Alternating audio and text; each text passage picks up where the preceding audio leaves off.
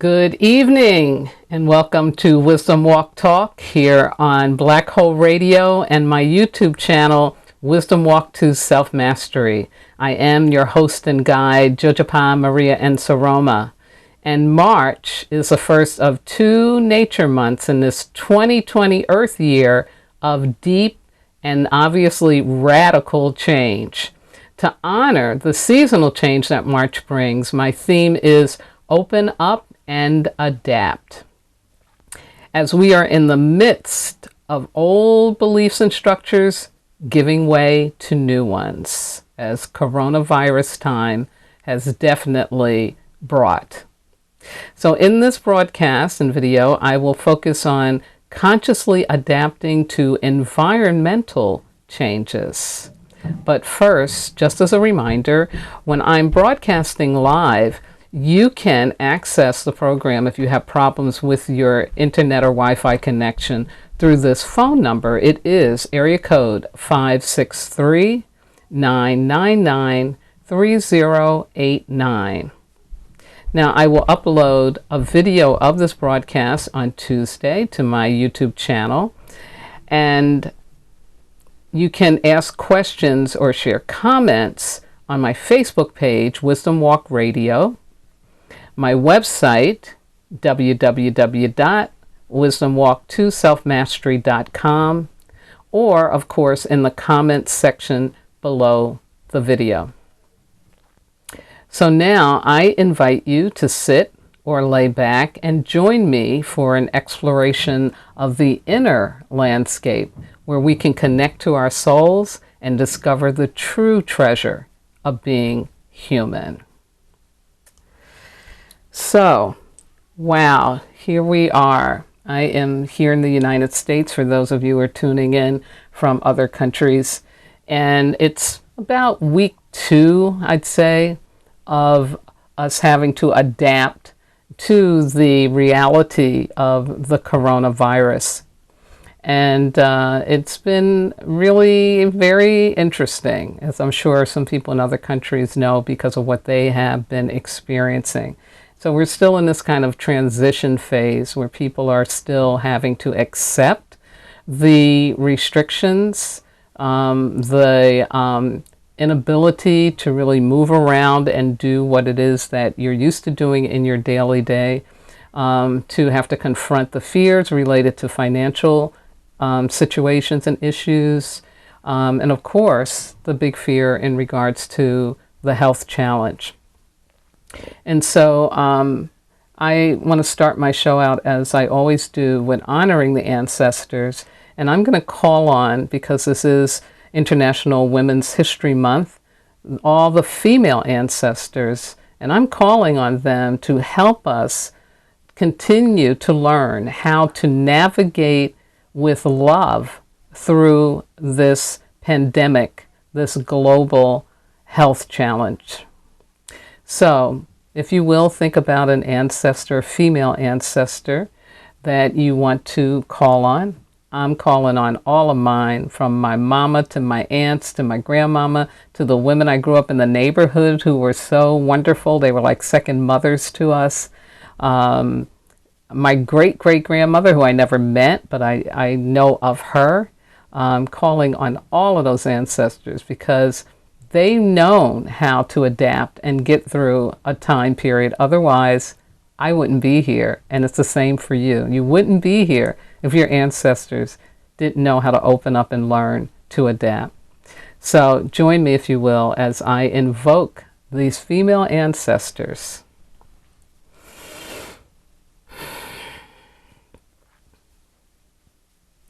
Oh, and it really does help to call out their names. So let me do that real quickly. Dolores, Francis, Alice, Anna Mae, Miss Tina, Miss Mathis, Miss McCormick, Great-Grandma Alice May, Great-Great-Grandma Alice May, Great-Grandma Mary, Great-Grandma Emma, Mother Jen. Let me see, one more. Who comes to mind? It's just a wonderful woman in the community. I said Miss Tina. Who else? There's somebody else that is right there. They want me to recognize them. They want to come through. Who is Miss Simmons, the high school teacher. Ashe. Yes, yes, yes. And so, Creator, Mother, Father, God, Source, all the one, all that is. Thank you, thank you, thank you for your blessing and your mercy in our lives, and for yet another opportunity to lean on you, to call out to you, to connect to you very, very deeply, as we at this time on this planet are going through this unprecedented health challenge, this unprecedented time of having to navigate through how do we maintain our health, how do we stay healthy, and at the same time choose to love ourselves and other people. And so, Creator, I'm calling and asking you to send out your great emissaries, the ancestors, and at this time the female ancestors, the mamas, the aunties, the grandmas, the great-grandmas, the great-great-great-grandmas, the women in the community who were teachers, who were nurses, who were just loving, loving, loving people.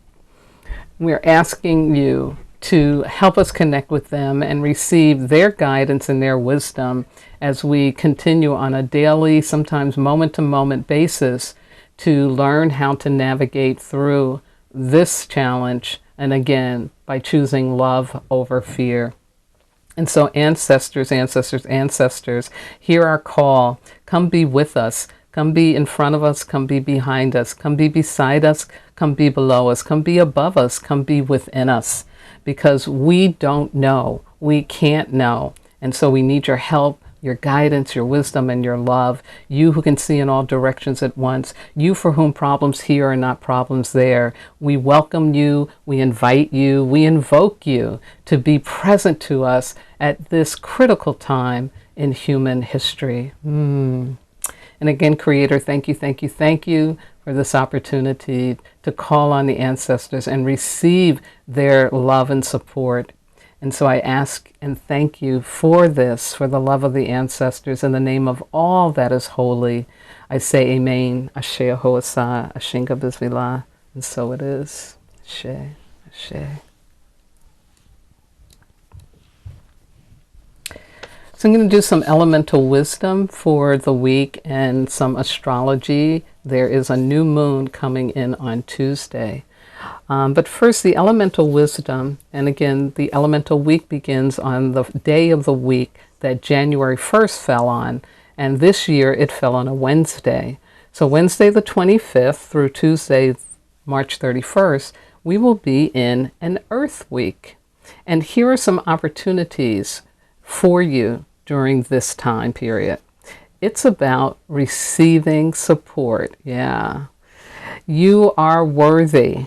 Embrace the power of self-love and honor the energetic of the earth element as you open yourself to receive what you need in order to be fulfilled, nurtured, appreciated, and loved. Be self-full. This is cosmic reciprocity for all that you have done to support others. You deserve it. Ask and you shall receive. Yes, yes, yes. What a beautiful message for this time. So here are some distractions, because you know when we open up to receive support, we're stepping into a vulnerability. And so one of the biggest fears we have is hearing a no. Yeah. But don't worry about that. If you do get a no, accept it and then go on. Open up to who else or how else the support you need can show up. But don't believe that you can't have the support. Another distraction is a fear of being a burden. Yeah, that ego stuff getting in the way. Let it go. Let that pride go. You're not a burden when you need help. Really need help. And it's a gift to the person or persons who get to support you, because for them, it's this wonderful energy that lets them know that they are on purpose. And that is one of the most important messages we need, especially at this time. And then also another distraction that can show up is that fear of being judged as weak or as a failure. Yeah. There is never anything wrong with realizing that I can't do it all, or I can't do it alone, or I can't do it for myself. I need some help. And so allow yourself to ask and receive. And again, especially at this time. Now, next Wednesday, which is April Fool's Day, April the 1st rolls in. And we will begin another water week. We just had one. And this is about time to release again, which is so important right now with all the disruption, all the changes. You know, it's releasing the anger, releasing the fear, releasing the disbelief so that you can be present to what's going on. And I'll tell you more about that, of course, in the next broadcast. Also, today is March the 22nd, and as I proclaimed, every 22nd of the month, not just in April, but every month, should be Earth Day. So here we are with Earth Day in March. And here's my suggestion. You know, going out and hugging a tree is always a good idea, but today I suggest that you light a candle, and you can do this tomorrow too if you're getting to this information later in the day. But light a candle, say a prayer, set an intention to reduce the amount of plastic you are going to use from now until April the 22nd, which will mark the 50th anniversary of Earth Day. Yeah. And so if all of us set that intention and try to reduce the use of plastic and plastic fibers, the animals in the sea would really, really appreciate it. So happy Earth Day. And again, do pause, take a moment to really do something to honor and love on this beautiful earth that we call home. Now, astrologically, we have, as I said before, a new moon coming on the 24th, and it's going to be in the sign of Aries. And this information I'm sharing with you comes from Braca Goldsmith. Used to be Barbara, but about 6 months ago, or maybe 4 months ago, she decided to change her name. She's amazing. Love it. And here's what Braca says. She says, Aries is fire energy, bursting forth, coming out, being courageous, not looking left or right, but going straight ahead with confidence. This new moon gives you the opportunity to break away from old habit patterns of fear, procrastination, delaying, and indecision. She says, with so many retrogrades this year, we are being asked to reflect, to reassess, to redesign, and to rebirth ourselves into a whole new world. Yes, ashe to that. So new moons, again, are always about new beginnings, and hopefully you will take some time to consider and contemplate that. Like, what is it that you're now ready to start? What are you ready for? What are you letting go of to be mindful of that? So for the rest of the program, I'm going to dive into this notion of adapting to environmental changes. And so I'm going to start out again talking about conscious adapting. I'm going to give you that definition again because I think it's important so that you have a context for why I'm talking about this. Next, I am going to talk about environmental change and imbalance. And the environmental imbalance relates to what we are doing as humans to cause the imbalance that we are experiencing on the planet. And then I'm going to talk about adaptation to environmental changes through consideration of others, or what I call unity consciousness. Yeah. And then I'll end with a personal challenge and awareness opportunity for you. The quote that I used this week to introduce this topic comes from R.J. Intindola, who is a noted poet and author. And he says, the environment around us is constantly changing, including innovations, friends, employment, and moving to a different location. Those who accept and excel at adaptation have smoother transitions, while others struggle. Yeah. Because again, as I've talked about in the last 3 videos, adaptation is about choosing to accept new realities and conditions, personal, social, global, and universal. Personal are things that affect you directly, like the health challenge we are dealing with right now with Corona.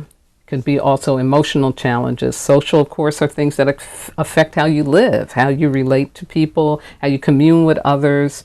It can be about a new job, relocation for college, work opportunities, or retirement, social media, or mass shootings in the United States. All of those are social things.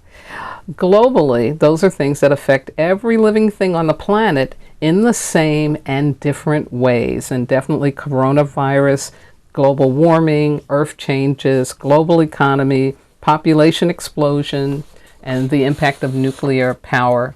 All of that is a global issue for adaptation. And then finally, universal means things that affect every living thing in our solar system in the same way. And that's solar winds, supernovas, and black holes. So when you're consciously taking on adaptation, you are willing to learn how to adjust to the new realities and conditions once you've accepted them. And then the next part is that you are willing to grow your capacity to modify thoughts, beliefs, and behaviors that are in conflict with your new reality and conditions. Yeah. So the notion of environmental change, basically we're talking global warming, climate change, rising ocean levels, and the harmful effects of human activity on what they call the biophysical environment. And that would include air, water, soil pollution, deforestation, like what happened in the Amazon and goes on in other places, overuse of plastic and synthetics, and of course, nuclear waste. Just a part of the list of the human interaction to create what we call environmental imbalance. So the first thing in this is we have to accept it. We have to accept it. And you would think that by now, and again, Earth Year has been going on for 50 years, that there has been awareness, that things are changing with the Earth and that also our human behavior is affecting the animals, the plants, our air, water. So this has been going on for 50 years. So you would think we would be at a point, right, where we could accept this. But no, we're interesting creatures. We want to try to ignore it, and we want to try to deny it. And so I want to just tell you about Greta Thunberg and the incredible courage that she has, because she's someone that's just so amazing in her ability to draw attention to this. And she was like, what's the word to say? Bullied. Yeah, she was bullied by the President of the United States. And so that to me is symbolic of how we still are in resistance to accepting the reality of environmental change. But let me tell you about Greta, because she's amazing. And I think it's Greta Thunberg is how her name is pronounced. She was Person of the Year for Time magazine in 2019. And she began a global movement at age 15 by skipping school. Starting in August of 2018, she spent her days camped out in front of the Swedish parliament, holding a sign painted in black letters on a white background that said, "School strike for climate." In the 16 months since, she has addressed heads of state at the UN, met with the Pope, sparred with the President of the United States, and inspired 4 million people to join the global climate strike on September 20th, 2019, in what was the largest climate demonstration in human history. Her image has been celebrated in murals and Halloween costumes, and her name has been attached to everything from bike shares to Beatles. Margaret Atwood compared her to Joan of Arc, and after noticing a hundredfold increase in its usage, lexicographers at the Collins Dictionary named Thunberg's pioneering idea, climate strike, the word of the year. Now, the politics of climate action are as entrenched and complex as the phenomena itself, and Thunberg has no magic solution. But she has succeeded in creating a global attitudinal shift, transforming millions of vague, middle-of-the-night anxieties into a worldwide movement calling for urgent change. Yeah. Thank God for Greta, because Greta clear. And she's a very interesting young woman because she came through a struggle with mental health issues. And her parents and her just put out a book called Our House is on Fire. It's very interesting, where you get the story of what was going on for her. And then all of a sudden, when her purpose shows up in her life, she is on it. If you've never seen a clip of her speaking, just Google it online. She's just amazing. Amazing. Yeah. One of what we call the crystal children that showed up, definitely. So, in addition to accepting environmental change, we also have to get to accepting and addressing that which environmental imbalance for us as human beings is rooted in. Okay?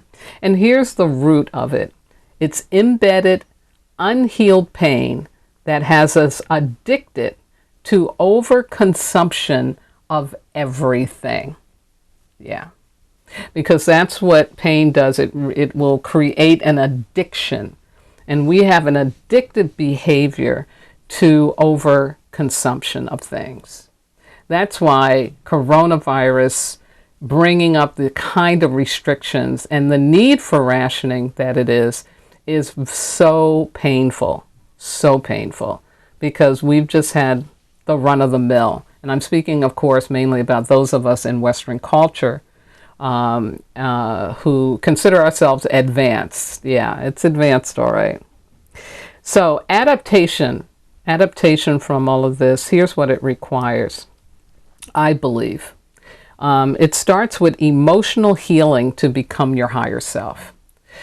And the reason for that is because when you are locked into your pain, when you're not addressing your emotional pain, when it's undercover and showing up in this overconsumption way, you're not able to consider, well, you're not considering yourself, number one, but you're really not able to consider other people. The pain is just too strong. I'll give you an example of that. So, and in regards to Corona, this is from my niece in Florida. So here she is in the market. She's got her 3-year-old son with her. And she's going in the water aisle to get some water. And she can look and see that there's one case left of like 12 bottles. And as she's pushing the cart towards it, she sees a man at the end, and she can hear his wife saying to him, "Go back and get that. Go back and get that. We need that." And she can see that in their cart, they already have 4 cases. But he does as his wife says, and they meet up just as he's putting his hands onto the case of water, and he looks at my niece and her son and he says, "I'm sorry, but I have to do this." And then, of course, the shelf was empty. So, yeah. That to me is about pain because it's not rational. You see a mother with a child, and you don't know how many more children she might have at home, but you think that you can't give that give that water to her when you got 4 in your car. Like, what's going on here? But again, that's what pain will do. It will shut us down to consideration. So we're going to be able to adapt. We really do have to get it that we have to address our emotional pain, take on our emotional healing so we can become our higher self. People who know how to do the right thing without thinking about it. Next, it's about unity consciousness. And unity consciousness is that I know that what I do impacts people all over the world. And that I'm part of everybody and everything that's happening. Like there really is no separation. I'm connected energetically, and as coronavirus is showing us, I'm also connected in terms of transmitting disease. Yeah. So unity consciousness, realizing that it's not just about you, it's not just about your family, it's just not about your country, it's about all the people on this planet. And so adaptation is about a daily practice of consideration of others. A daily practice, meaning that before you make a decision to do something, that you stop and you really think, okay, is my behavior, is my action, how is that going to impact somebody else? Is this something I really need to do right now? Or do in this way? You know, again, if you're in a lot of pain, you're not going to be able to take the time to do that. It's going to be all about you. It's all going to be ego. Ain't going to be no echo. And by echo, I mean like ecologically thinking, you know, thinking about the ecology, thinking about, you know, when you're buying, when you're purchasing something, like what's going on, you know, what's at the other end of this? And there's ways to find that out. You don't have to stay in the dark. The internet will show you. Yeah. And so by that, I mean, to give you a quick example, like, you know, the cobalt that's used in our cell phones comes from, you know, mines in Africa, and it's child labor that's doing that mostly. So if you've got a cell phone and you decide, well, I just want to get the newest one because it's so much fun, but your phone is still working and still good, but I want to get the newer one. You need to think about that. You need to think about if you give into that overconsumption, it's having an impact. There are children who are not able to be in school because they're working in a cobalt mine. Yeah. And that stuff is real. It's really, really real. And it's painful to have to think about it, but think how much pain those kids are in working in a cobalt mine. Yeah. And so another adaptation requirement is you have to understand that rationing is kindness to yourself and to others. Yeah. Yeah. In other words, you have to know what enough is. Being in pain and pain that you're not dealing with will blind you to that. You won't know what enough is. You know, you will just never get filled. It will never be enough. And so if we're really going to adapt, we have to know what is enough. And we have to understand that rationing, that, you know, resisting the overconsumption is a gift to you and it's a gift to others. Yeah. Yeah. Again, back to about Corona, you know, there's some people that are saying like there's martial law going on and we're being restricted and this and that. And to me, that's, you know, again, that's some pain stuff. That's some people that got some issues around authority that, you know, probably some parental stuff, some mommy drama, some daddy drama that they ain't never took care of. Because, you know, having people not congregate and spread the disease affects all of us, not just one person. And so to come up with excuses for why that's not okay doesn't make sense. But it does when you're not able to do unity consciousness, to be considerate of others, to be like that man in the supermarket with my niece. So here's the big question around environmental changes and what we're going through right now is part of that. You have to ask yourself, when this is over, when this challenge has been met, because ultimately it will be, okay, it's an organic thing, this virus, right? It has a lifetime. So at some point it will die out. And so you have to ask yourself, how do I want to feel once it's done, once it's over? Do I want to be proud of myself, or do I want to be ashamed of myself? Because I bet you dollars to donuts, that man that took that last thing of water, yeah, he may be sitting up drinking his water, but it's going to come into his mind, oh, that woman and that baby, they didn't get any water.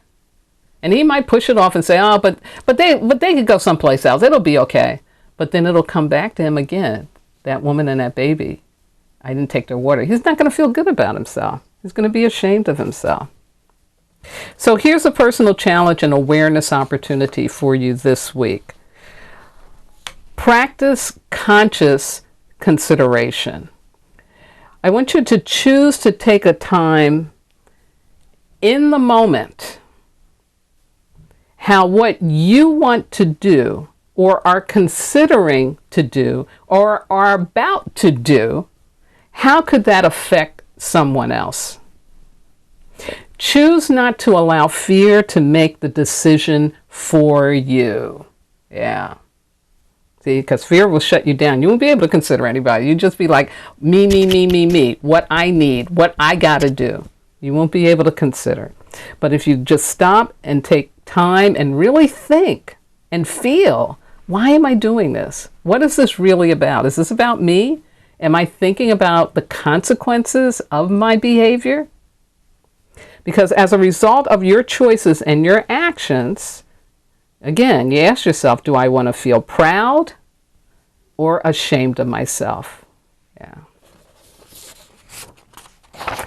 So, I've come to the end of this broadcast, and I want to close out as always by first doing a shout out to my wonderful, wonderful engineer, Miss Yvette Parker, and thank her and the entire Black Hole Radio and Be Well family for, again, being able to make sure that I get platform and be able to be here with you and share my messages, do my spills. I also want to let those who have joined me and my friend Magella Green for the 40-day challenge, now called the Sit Down With Me Practice, which is my postmodern version of the Lenten season. And it's interesting, the Lenten season is happening right now with all this shutdown. It's very interesting. It's like a cosmic joke almost. It's very interesting. Because we began on the big first day of Lent, and this will go until Sunday, April the 5th. We were delayed in getting out our video this week because the Zoom platform we use, it was delayed like 48 hours to process 2 15-minute videos. Yeah, it was like not happening. So when it did finally come out, then we had to scramble to try to get our subtitles done, and we just didn't get it together. But hopefully we will post it on Tuesday. We will be doing another video set this Monday. And again, if you're not a Facebook friend, you can still access these videos where we're, sharing our experience and just giving some inspiration for this 40-day process on my Facebook page, which is Wisdom Walk Radio. Also know that the personal challenge that I just gave you will be listed in the box below the YouTube video, and I will also post that on my Wisdom Walk Radio page. Yes, yes, yes. So, I want to shout out to all my regular listeners out there, and again to Miss Sarah, who knows so much about adaptation because she was born in 1924, and she is still here living and loving her life. To all those who have wisdom walk with me, and you know who you are, to my family, my spiritual kin, my transformational leadership colleagues, to my writing sisters, Amanda and Danny, love you guys, my medicine brothers and sisters all over the world, I thank you, thank you, thank you. Oh, and those who may be listening or watching for the first time, thank you, thank you, thank you. I couldn't be here and do this without your listenership. Next week, I'll continue spilling on my March theme of Open Up and Adapt with adapting to personal development changes. Yeah. Also, I will flash about my book at the end of this video, The Wisdom Walk to Self-Mastery. It's available through Amazon. And last but not least, I want to thank my God, my ancestors, my spirit guides, my loving entities, everything that walks with me. Keeps my head to the sky, my feet to the ground, and my heart open to do this important work with and for all of you. Have a fabulous and powerful and holy Earth Week this week. And most importantly, please remember, take care of yourself. Pay attention to the guidelines for Corona. They are there for a reason. Be considerate. And remember, you are not disposable. You are divine. Good night now.